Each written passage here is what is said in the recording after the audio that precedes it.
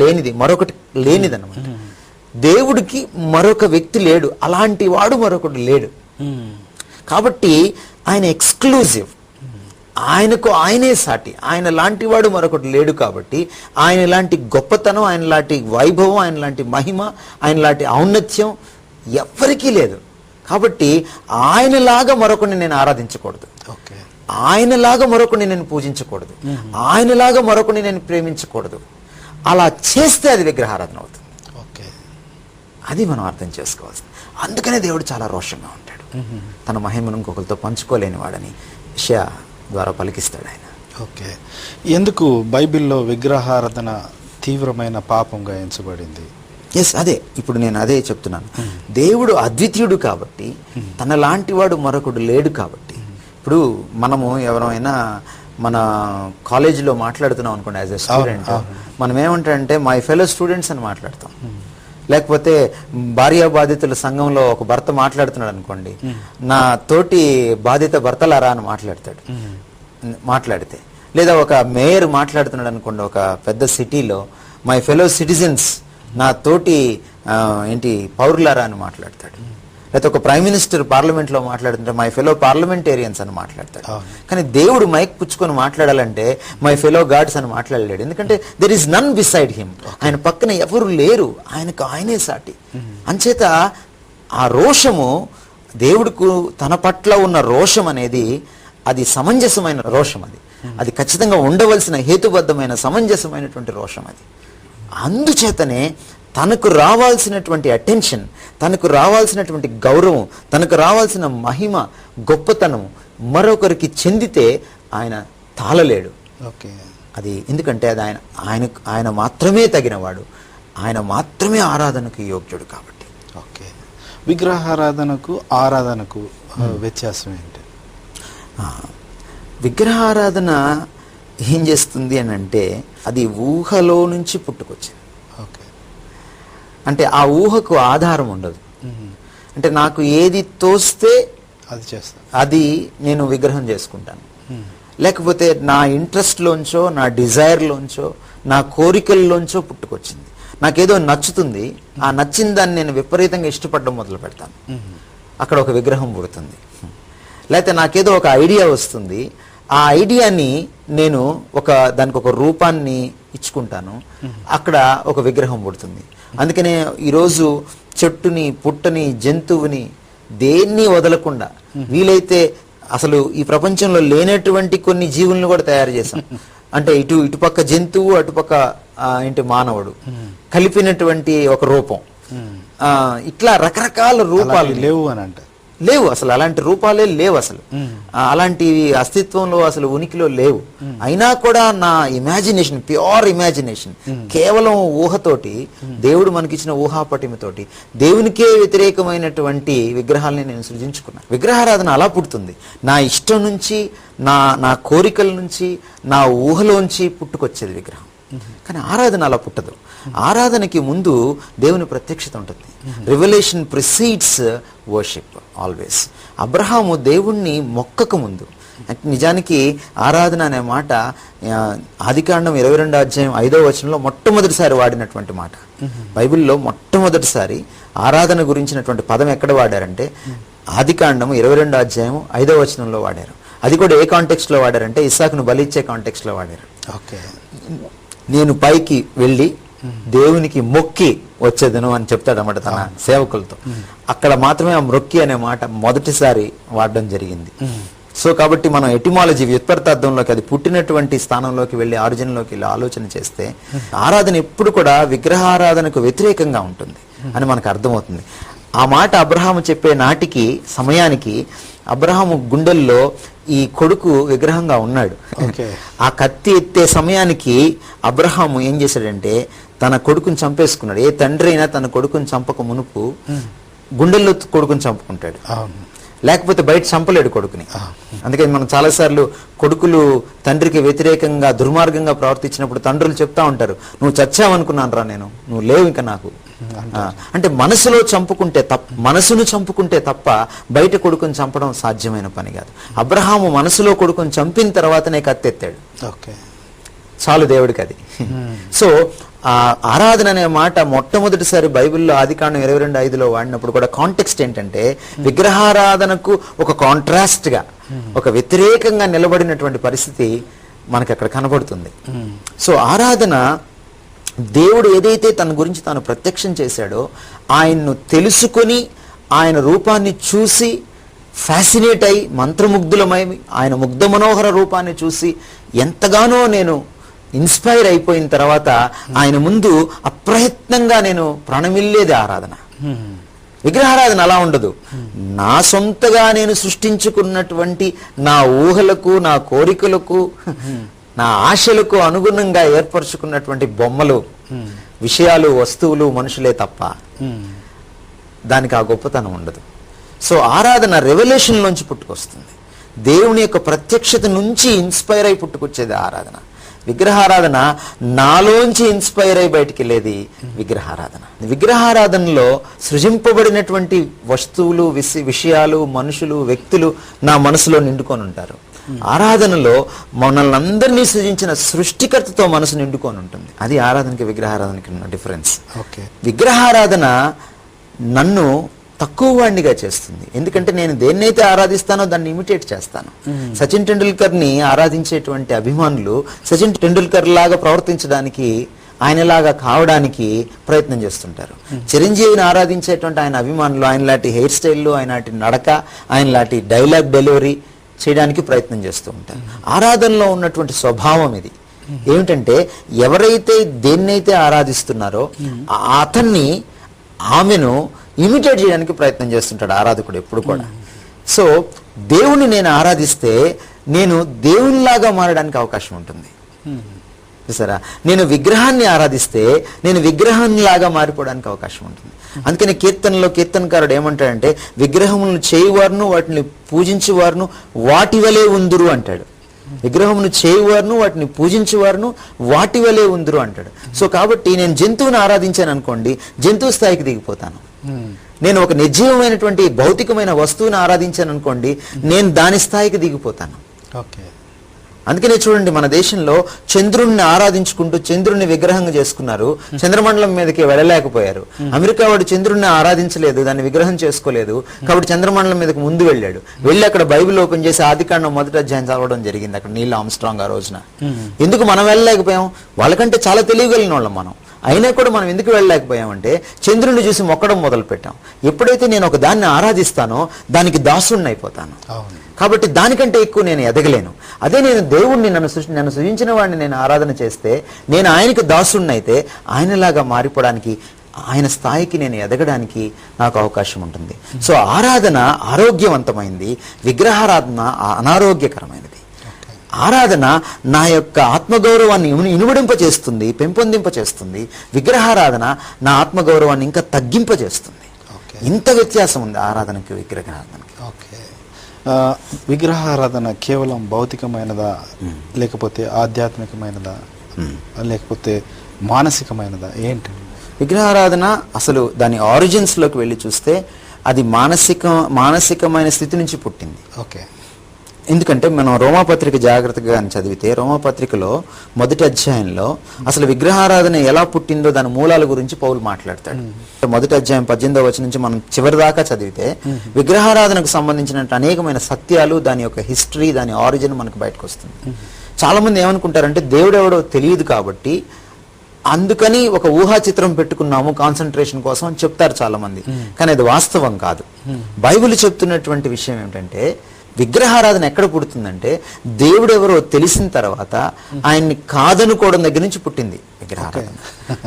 అందుకని ఏముంటుందంటే, దుర్నీతి చేత సత్యమును అడ్డగించు మనుషుల మీద దేవుని ఉగ్రత బయలుపడుచున్నది అంటాడు 18వ వచనంలో.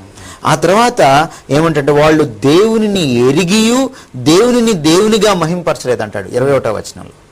వాళ్ళు దేవునిని ఎరిగియు దేవుణ్ణి దేవునిగా మహింపరచలేదంటాడు. అంటే విగ్రహారాధన ఎలా పుట్టిందంటే, దేవుడెవరో ముందు తెలుసు మనిషికి. ఆంథ్రోపాలజికల్ హిస్టరీలోకి మనం వెళ్ళి చూస్తే, మానవ శాస్త్రాన్ని జాగ్రత్తగా పరిశీలన చేస్తే, మొదట మానవుడు దేవునికి సంబంధం ఉంది, దేవుడి నుంచి కావాలని దూరం అయ్యాడు. సో విగ్రహారాధన అనేది it is a moral choice.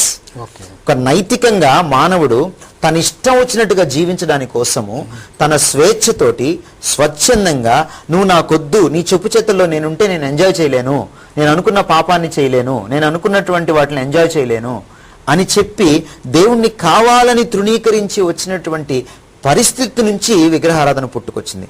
అక్కడే ఆ సందర్భంలో ఇంకో మాట కూడా ఏమని ఉంటుందంటే వాళ్ళ ఇమాజినేషన్స్ గురించి ఉంటుంది. 21వ వచనం మనం కానీ జాగ్రత్త చూస్తే వాళ్ళ ఊహలోంచి పుట్టింది అని అంటాడు. అంటే విగ్రహారాధన మీరు అడిగారు, మానసికమైందా, ఆధ్యాత్మికమైందా, భౌతికమైందా? 3 అని చెప్పాలి మనం.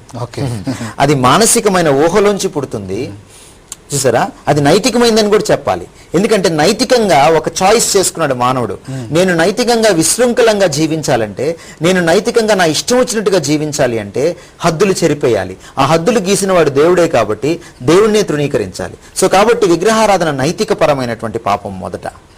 రెండవది, నా ఊహ నుంచి నేను ఆలోచన చేసి నా ఇష్టం వచ్చినటువంటి నాకు సరిపోయినటువంటి ఒక విగ్రహాన్ని తయారు చేసుకున్నాను కాబట్టి అది మానసికమైందని కూడా చెప్పాలి. మూడవది, ఆ విగ్రహానికి భౌతికమైన రూపాలు కూడా నేను అడపాదడపా ఇస్తూ ఉన్నాను కాబట్టి అది భౌతికమైందని కూడా చెప్పాలి. నాలుగవది, దేవుడు ఆత్మస్వరూపి కాబట్టి ఆయన్ని ఆరాధించేవాడు ఆత్మారాధన చేయాలి, ఆత్మానుసారమైనటువంటి ఆరాధన చేయాలి. కాబట్టి ఆరాధనకి వ్యతిరేకంగా విగ్రహం నించుంటుంది కాబట్టి విగ్రహారాధన ఆధ్యాత్మికమైందని కూడా చెప్పాలి. సో విగ్రహారాధన నైతికమైంది, విగ్రహారాధన భౌతికమైంది, విగ్రహారాధన మానసికమైంది, విగ్రహారాధన ఆధ్యాత్మికమైంది. సో ఇంత లోతైనటువంటి విశ్లేషణ వాక్యం మనకి అందిస్తుంది విగ్రహారాధన గురించి. ఓకే, క్రైస్తవ విగ్రహాలు ఉన్నాయా? తప్పనిసరిగా ఉన్నాయి. ఉంటే అవి ఏవి? క్రిస్మస్ లో విగ్రహాలకు చోటుందా? నక్షత్రాలు, ట్రీ, లేకపోతే శాంటా క్లాస్, ఇవన్నీ మొదలు. తప్పనిసరిగా క్రైస్తవ విగ్రహాలని మనం కేటగరైజ్ చేసుకొని తరగతులుగా విభజించుకొని మనం చెప్పుకోవచ్చు. క్రైస్తవ విగ్రహాలు ఈరోజు ఉన్నాయి అని అంటే ఆశ్చర్యం కలిగించినా అది మాత్రం వాస్తవమే. అది ఏమాత్రం అతిశయోక్తి కానే కాదు. మనం ఇందాక చెప్పుకున్నటువంటి నిర్వచనం ప్రకారం దేవుని స్థానాన్ని ఏది ఆక్రమిస్తుందో, దేవుని కంటే ప్రాధాన్యత దేనికి ఇస్తామో అది విగ్రహం అయి కూర్చుంటుంది. దేన్నైతే దేవుని కోసం నేను వదిలిపెట్టుకోలేనో అది విగ్రహం అయి కూర్చుంటుంది. సో కాబట్టి ఈ డెఫినేషన్స్ ఎప్పుడైతే అప్లై చేస్తామో మన క్రైస్తవ లోకానికి, ముఖ్యంగా భారతీయ క్రైస్తవ లోకానికి తప్పనిసరిగా మనకి విగ్రహాలు ఉన్నాయనేటువంటి సంగతి మనకు అర్థమైపోతుంది. ఇంకోటి ఏంటంటే భారతీయ తత్వంలోనే, మన బ్లడ్లోనే ఈ విగ్రహాలని పూజించేటువంటి ఒక గుణం ఉంది కాబట్టి క్రైస్తవులు చాలా సునాయాసంగా విగ్రహార్పితమైనటువంటి వాటిల్లో పడిపోవడము భారతీయ క్రైస్తవులు సహజమైనటువంటి విషయం. వాళ్ళకి పెద్ద తప్పు అనిపించదు, అది వాళ్ళకి తెలియదు కూడా. భౌతికమైన విగ్రహాలను గుర్తించడం సులభం, కానీ ఆధ్యాత్మికంగా, మానసికంగా విగ్రహాలను గుర్తించడం చాలా కష్టమైనటువంటి పని. ఉదాహరణకి మనం తరగతులుగా విభజన చేస్తే ఈరోజు స్థలాల విగ్రహాలు అయి కూర్చున్నాయి మన వాళ్ళకి. అవునండి, చూసారా, ఫలానా చోటుకి వెళ్తే నాకు అద్భుత కార్యాలు జరుగుతాయి. మా గుంటూరు దగ్గర ఒక ప్లేస్ ఉంది, తోట అని. ఇక్కడ 8 వారాలు కానీ వెళ్తే ఏదో జరుగుతుంది, ఓ అద్భుతం జరుగుతుంది, ఆ స్థలంలో ఏదో ఒక పవిత్రత ఉంది అనేటువంటి విషయం యేసుక్రీస్తు వారు చాలా సుస్పష్టంగా చెప్పాడు. సమరయ స్త్రీ అడిగింది, మేము ఆరాధన ఎక్కడ చేయాలి? మేము ఇక్కడ చేస్తే కరెక్ట్ అంటాం, మీరేమో అక్కడ యెరూషలేములో చేస్తే కరెక్ట్ అంటారు. ఏ స్థలము ఆరాధనకు యోగ్యమైందనంటే, అమ్మ ఒక కాలం వస్తుంది, అది ఇప్పుడు వచ్చే ఉంది. ఆ కాలం ఏమిటంటే దేవుడు ఆత్మస్వరూపి కాబట్టి స్థలానికి ప్రాధాన్యత లేదు. ఆత్మతోనూ సత్యంతోనూ ఆయన ఆరాధించాలే కానీ స్థలానికి ప్రాముఖ్యత లేదని యేసుక్రీస్తు వారు సుస్పష్టంగా చెప్పడం మనం చూస్తాం. అందుకని కొత్త నిబంధనలో అపోస్తలులు ఎక్కడ కూడా సంఘాలకు బిల్డింగ్లు కట్టినట్టుగా మనం చూడం. స్థలానికి ప్రాముఖ్యత వాళ్ళు ఇవ్వలేదు. సో స్థలాల్ని ఈరోజు మన వాళ్ళు ఒక విగ్రహంగా పూజించడం మనం చూస్తున్నాం. ఈరోజు చాలా మంది యెరూషలేంకి వెళ్తున్నారు. ఒక చారిత్రకమైనటువంటి స్థలం కాబట్టి బైబిల్లో ఉన్నటువంటి అనేకమైన అంశాలకు అది ఎంతో ప్రాముఖ్యత కలిగినటువంటి స్థలం కాబట్టి, అయితే యేసుక్రీస్తు వారు ఈ లోకంలో ఉన్నప్పుడు ఆ గడ్డపైన నడిచారు కాబట్టి వెళ్ళి చూసి వస్తున్నారని అంతవరకు బాగానే ఉంటుంది. కానీ అక్కడ నుంచి మట్టి తెచ్చుకోవడం, అక్కడ నుంచి జలం తెచ్చుకోవడం, లేకపోతే అక్కడ ముద్దు పెట్టుకోవడం, లేకపోతే అక్కడ దాన్ని మొక్కడం, లేకపోతే ఆ మట్టిని రకరకాలుగా ఎంతో గొప్పగా చూడడం, ఆ స్థలాన్ని ఇది విగ్రహార్పితమైనటువంటి విషయం. ఓకే. అక్కడే బాప్తిస్మం తీసుకోవాలనుకోవడం, ఈ చాలా రకరకాలైనటువంటి విగ్రహార్పితమైనటువంటి ధోరణులు మన క్రైస్తవ్యంలో ఈరోజు ఉన్నాయి. ఈరోజు యెరూషలేమును ఒక విగ్రహం చేశారు. ఈరోజు రకరకాల చర్చెస్ ని దాటి స్థలాలని విగ్రహాలుగా చేసుకున్నారు. సో స్థలాలని విగ్రహాలుగా చేసుకున్న పరిస్థితి ఈరోజు ఉంది. రెండోది వ్యక్తి పూజ క్రైస్తవంలో ఈరోజు ఉంది. కొంతమంది దైవజనుల్ని, వాళ్ళు గొప్పవాళ్ళు కావచ్చు, నో డౌట్ అబౌట్ ఇట్, వాళ్ళు నిజంగా గొప్పవాళ్ళు కావచ్చు, కానీ వాళ్ళ మరణానంతరం వాళ్ళని చాలా గొప్ప వ్యక్తులుగా, ఆల్మోస్ట్ యేసుక్రీస్తు స్థానానికి వాళ్ళని ఎత్తేసిన పరిస్థితి. బైబిల్ వెలుగులో వాళ్ళని ఏమాత్రం విమర్శించకుండా, ఎందుకంటే ప్రతి మానవుడు తప్పిదస్తుడే కాబట్టి ప్రతి గొప్ప దైవజనుడు ఎక్కడో దగ్గర పొరపాట్లు చేసిన సందర్భాలు ఉన్నాయి. ఆ పొరపాట్లని కూడా విమర్శ చేయకుండా, అసలు ఆయన 100% కరెక్ట్, ఆయనకు తప్పు చేయజాలడు అన్నంతగా ఆయన్ని ఆకాశానికి ఎత్తేసేసి కొంతమంది ఫోటోలు పెట్టుకుంటున్నారు. ఉదాహరణకి దేవదాసయ్య గారి ఫోటోలు ఇళ్లలో చాలా మంది పెట్టుకుంటున్నారు. కానీ వేరే అసెంబ్లీస్కి సంబంధించి, వేరే చర్చెస్కి, డినామినేషన్కి సంబంధించి ఫోటోలు అయితే వాళ్ళు ఇళ్లలో పెట్టుకోవట్లేదు, కానీ హృదయాల్లో మాత్రం ఉన్నాయి, చాలా పదిలంగా వాళ్ళు భద్రపరుచుకున్నారు. వాళ్ళకి తెలియకుండానే వాళ్ళు బైబిల్ కంటే, దేవుని కంటే వాళ్ళు ఎక్కువ స్థానాన్ని, లేకపోతే దేవునికి సమానమైన స్థానాన్ని ఆ దైవజనులకి ఇవ్వడం అనేది చాలా ఘోరమైనటువంటి విషయం. బ్రతికున్నప్పుడు కూడా వాళ్ళని విగ్రహం చేసి విపరీతంగా పొగడ్డం, దానికోసమే, అంటే వాళ్ళదే మొత్తం అన్నట్టుగా, వాళ్ళ వెనక ప్రభువు ఉన్నాడని, ప్రభువే వాళ్ళని వాడుకున్నాడనేటువంటి అసలు సంగతిని మర్చిపోయి ప్రభువు వారిని మన దగ్గరికి పంపించాడని, వాళ్ళు ప్రభు చేతుల్లో ఒక సాధనాలు మాత్రమే అని గుర్తించకుండా, తర్వాత వాళ్ళు చెప్పిందే వాక్యం కంటే వేదంగా తీసుకోవడం, ఇవన్నీ విగ్రహార్పితమైన ధోరణులే. ఇవి కాకుండా మూడవ రకమైన తరగతి క్లాసిఫికేషన్ ఏంటంటే, గ్రూప్ ఏంటంటే, విగ్రహాల్లో, క్రైస్తవ విగ్రహాల్లో పద్ధతుల్ని, సంప్రదాయాల్ని విగ్రహంగా చేసుకోవడం. ఆస్ గిన్నిస్ అనేటువంటి క్రైస్తవ మేధావి ఏమంటాడంటే, nothing is absolute in this world except God. Nothing is absolute in this world except God. If you absolutise something that is equal to idolatry అంటాడు. అంటే ఏది కూడా అంతిమమైంది కాదు ఈ ప్రపంచం. దేవుడు ఒక్కడే మారనివాడు, దేవుడు ఒక్కడే ఉన్నతుడు, అంతిమమైన వాడు. నేను ఒక పద్ధతిని తీసుకొచ్చి ఈ పద్ధతి మార్చడానికే వీల్లేదు అని భీష్మించుకొని కూర్చొని, ఇక ఈ పద్ధతి అంటే ఇక అసలు అది తీసేస్తే ఏదో అయిపోతుంది అనేటువంటి ఒక పరిస్థితి తీసుకొచ్చినప్పుడు, కల్పించినప్పుడు ఏమవుతుందంటే, అంటే పద్ధతుల్ని ప్రేమించేటువంటి ట్రెడిషనలిస్టులు ఉన్నారు, సంప్రదాయవాదులు ఉన్నారు, అంటే బూజుపట్టిన భావాలన్నమాట. ఇక ఆ పద్ధతికి కొంచెం తేడా వచ్చినా తట్టుకోలేరు వాళ్ళు. అది ఒక విగ్రహమై కూర్చుంటుంది వాళ్ళకి. ప్రభువు కోసము, కాలానుగుణమైన పరిస్థితుల కోసము పద్ధతులను మార్చుకోవాలి. విశ్రాంతి దినం అనే పద్ధతి మారింది యేసుక్రీస్తు వారు వచ్చిన తర్వాత. సో దేవుడే పెట్టినటువంటి పద్ధతుల్ని దేవుడు మార్చాడు. అనేకమైన పద్ధతుల్ని, బలులు అర్పించేటువంటి పద్ధతి ఈ రోజు లేదు మనకు లేదు. సో దేవుడే పద్ధతులను మార్చినప్పుడు మన సంఘాల్లో పద్ధతులను మనం ఎందుకు మార్చుకోకూడదు? మార్చుకోవడానికి కోసం మార్చుకోమని నేను అనట్లేదు. అవసరం వచ్చినప్పుడు మార్చుకోవాల్సిన అవసరం ఉంటుంది. సో సంప్రదాయాల్ని, పద్ధతుల్ని ప్రేమించేటువంటి, అంటే ఆల్మోస్ట్ విగ్రహాలుగా చేసుకున్నటువంటి పరిస్థితి ఈరోజు ఉన్నదన్నమాట. ఇక అంటే ఆ రోజు వచ్చినప్పుడు ఇంకా అది చేసి తీరాలంతే, అది చేయకపోతే ఏదో అయిపోతుంది అనేటువంటి పరిస్థితి. ఇప్పుడు ఈ క్రిస్మస్కి సంబంధించిన సంప్రదాయాలు కూడా అవే. ఆ చెట్టు పెట్టడము, ఆ స్టార్ పెట్టడము, లేకపోతే ఆ బల్బులు వెలిగించడము. ఆ రోజు అట్లా చేయకపోతే ఎలా? ఒక గిల్ అనమాట. ఖచ్చితంగా అలా చేసి తీరాల్సిందే, అంతే. అలా చేయకపోతే ఏదో అయిపోతుంది. మీరు ఇందాక మాట్లాడుతూ చనిపోయిన వాళ్ళు ఎంతో కొంత మార్గదర్శకులుగా ఉండి చనిపోయారు, వారు విగ్రహారాధన కోరలేదు, కానీ బ్రతుకున్న వీరు వాళ్ళని విగ్రహాలుగా ఆపాదించి వాళ్ళు చేశారు. కానీ ఇప్పుడు బ్రతికున్న వాళ్ళే దేవుని స్థానాన్ని దొంగిలిస్తున్న వీళ్ళున్నారండి. దాన్ని నేను ఏ కేటగిరీలో పెడతానంటే సెల్ఫ్ వర్షిప్ కేటగిరీలో పెడతాను. చివరి కేటగిరీ అది.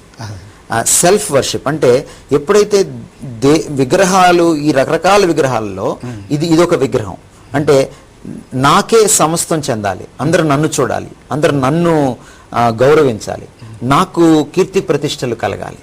మీరు ఎఫెసీ పత్రిక చదివితే దేవుడు అసలు సంఘాన్ని ఎందుకు ఏర్పరచుకున్నాడు? తన కీర్తికి మహిమ కలుగునట్లు అని ఉంటుంది అక్కడ. తన కీర్తికి మహిమ కలుగునట్లు జగత్తు పునాది వేయబడక ముందే యేసుక్రీస్తులో మనల్ని ఏర్పరచుకున్నాడని ఉంటుంది. సో ఒక క్రైస్తవుణ్ణి, క్రైస్తవురాలను ఎందుకు రక్షించుకున్నాడు? ఆయన సంఘంలో ఎందుకు పాలిభాగస్తుల్ని చేశాడు? ఒక చిన్న గుంపుగా మనల్ని ఎందుకు చేసుకున్నాడు? ఆ సంఘము ఈ భూమి మీద ఆయన కీర్తికి మహిమ కలగాలి. అది దేవుని ఉద్దేశం. ఆయన గుణాతిశయాల్ని ప్రచురపరచు నిమిత్తము చీకటి నుంచి ఆశ్చర్యకరమైన వెలుగులోకి మనల్ని పిలిచాడని 1 పేతురు 2:9 ఉంది. So the intention of God in calling the church as a called assembly, ఒక పిలువబడిన గుంపుగా, సమూహంగా, సమాజంగా ఎందుకు పిలుచుకున్నాడు ఆయన అంటే ఆయనను మహిమపరచాలని, ఆయన నామాన్ని ప్రకటించాలని, ఆయనకు పేరు ప్రఖ్యాతులు తెచ్చిపెట్టాలని, మనం ఆయన కీర్తిని చాటింపు వేయాలని. కానీ ఈరోజు ఏం జరుగుతుంది? దైవజనులు తమ కీర్తికి చాటింపు వేసుకుంటున్నారు, తమను పెంచి పోషించుకుంటున్నారు, తమకే ప్రతిష్ట. ఎక్కడ చూసినా తమ ఫోటోలు, ఎక్కడ చూసినటువంటి తమను ప్రమోట్ చేసుకున్నటువంటి కార్యక్రమాలు. సంఘం అంటే ఆ సంఘంలో రకరకాల ఆత్మవరాలు ఉన్న వాళ్ళు ఉంటారు. అంటే సహాయం చేసేవాళ్ళు ఉంటారు, ప్రోత్సహించి హెచ్చరికలు చేసేవాళ్ళు ఉంటారు, ప్రవక్తలు ఉంటారు, పాటలు పాడేవాళ్ళు ఉంటారు, తర్వాత వాక్యం చెప్పేవాళ్ళు ఉంటారు, భాషలు మాట్లాడేవాళ్ళు ఉంటారు, రకరకాల వాళ్ళు, స్వస్థతలు చేసేవాళ్ళు, అద్భుతాలు చేసేవాళ్ళు ఉంటారు, అనేక మంది ఉంటారు. మనం జాగ్రత్తగా ఎఫెసీ పత్రిక 4వ అధ్యాయం, లేకపోతే రోమాపత్రిక 12వ అధ్యాయం, లేకపోతే 1 కొరింథీ పత్రిక 12వ అధ్యాయం చదివితే దాదాపుగా 20 పైగా ఆత్మవరాలు ఒక సంఘంలో ఆపరేట్ అవుతాయని పౌలు మనకి బోధించడం మనం చూస్తాం, అపోస్తలుల బోధలో మనం చూస్తాం. కానీ ఈరోజు సంఘాలు ఎలా ఉన్నాయి? ఆయన, లేకపోతే ఆవిడ, లేకపోతే వాళ్ళ అబ్బాయి, లేకపోతే వాళ్ళ కుటుంబానికి సంబంధించిన వాళ్ళు, లేకపోతే ఇక ఆయనే క్విజ్ చేస్తే ఆయనే, పాట పాడితే ఆయనే, మాట్లాడితే ఆయనే, ప్రసంగం చేస్తే ఆయనే.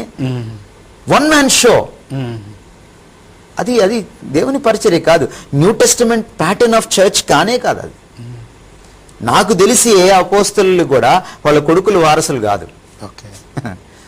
నాకు తెలిసి ఏ విఘ్నున్నన్నా, ఏ క్రైస్తవ మేధావనైనా మీరు అడగండి, సంఘ చరిత్ర తెలిసిన వాళ్ళని ఎవరినైనా మీరు అడగండి.